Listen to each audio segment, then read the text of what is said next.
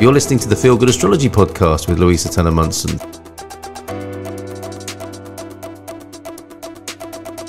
To request your personal reading, go to feelgoodastrology.com.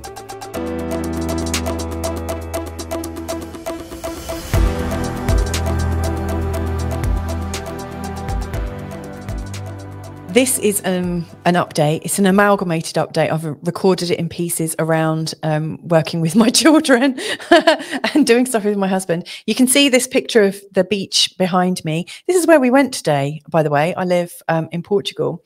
And the reason I've got this up is because this is the ocean behind us, and the ocean is very much Pisces energy. And so what inspired me to record these healing messages for you was, Saturn's moving into the sign of Pisces, Pluto is moving into the sign of Aquarius, and we've got Jupiter and Chiron together in the sign of Aries. And all three of them together are creating this, this upswell of emotion, this upswell of something to heal first, which is the Jupiter and Chiron. For us to express stability in some way from understanding how to work with Saturn, and then how we transform on a much bigger level over a period of months. So if you're a Gemini type person, i.e. Gemini ascendant or Gemini sun, Saturn's going into your 10th house. So it's the place of your ambition. It's the place of your reach and recognition, the opportunity to feel gratitude, the opportunity to feel like you know the direction you're going in. And so Saturn is coming in, and it'll be a bit disruptive at first. It'll feel like your opportunities might be slowed down, and that you can't quite, it just seems to slow down, and it feels like you're going to have to work a bit harder. But actually, if you really think about it and what you really want to get out of your career and your direction, maybe just pare it down a little bit and then think what is the most important. It's like, get rid of the chaff of the wheat. You want to just get to the purest part of how you want to express yourself and be known and be recognized. And then you can start building up your plans, and I think it will be quite supportive for you. Okay, so Gemini, when I was talking about Saturn moving into the sign of Pisces, there is also something else going on quite immediately, which is the Jupiter and Chiron conjunction in the sign of Aries. And that's taking place in your 10th house. So you've got this feeling that you're healing your outward expression, your outward direction. It really feels at some deep level that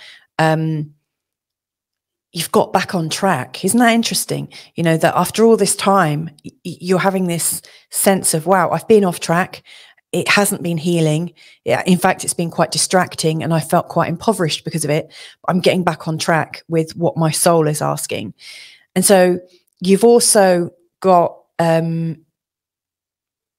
Pluto. You've got Pluto going into the 9th house, and Pluto is really exciting you in terms of what you know and what you don't know. So to me, it feels like there has been some real shift in clarity coming in. It feels like there's some very strong and powerful forces, almost awakening intrinsic knowledge in you, and awakening a searching in you. I mean, maybe Geminis get a little bit, they get a bit of a bad rep as not really thinking too deeply. They're known as being a little bit scattered in their thinking. They go from one thing to another, to another, to another. They're like jack of all trades, but master of none. And I think actually what's happening right now is you're getting the chance of a lifetime, in fact, to become really articulate in something, and really knowledgeable in something in a very transforming way. Now, as this arrives, it might feel like a manipulation. It might feel like, crikey, what is going on right now? I thought I knew this, and it turns out maybe I didn't. And you may well fight it. You might want to fight it with facts, but facts can be absolutely incorrect. I'm pretty sure most of the facts, everyone in this world, if they were to say 2 or 3 facts that they know for sure, we'd probably find out that it's based on absolute fallacy. So, you know, you're really having a bit of a baptism of fire at the moment, you know, because Geminis are very proud of what they know and all these facts and figures and stuff.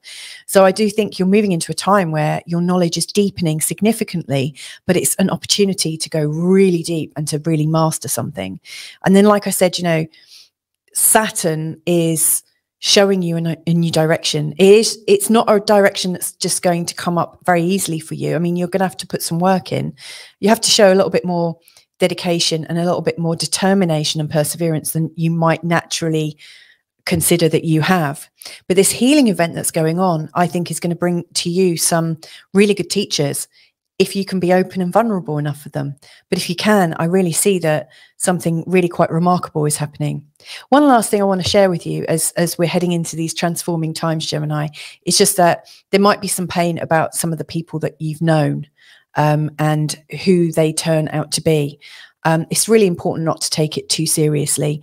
You are moving on to much bigger and better things. And it feels actually like your recent experiences have lined you up for a deepening in who you really are. So there you go. Boom. So there you have it. That was my combined message for you at this time. Like I said, Chiron and Jupiter are giving us the inspiration for healing that's showing up in our lives right now. Saturn's coming in to help us formalize things. And in the areas where we're not happy to formalize them, it's tripping us up a little bit and showing us where we're restricted. So if you are feeling restricted, it's because there's a Saturn thing. You know, you're being asked to take more responsibility on somewhere. And then Pluto is moving into a space to transform us beyond anything that we can even imagine. So, you know, we are talking about deep psyche work going on at the moment. So anyway, I hope you've enjoyed this. If there's anything I can do to help, just drop me a line.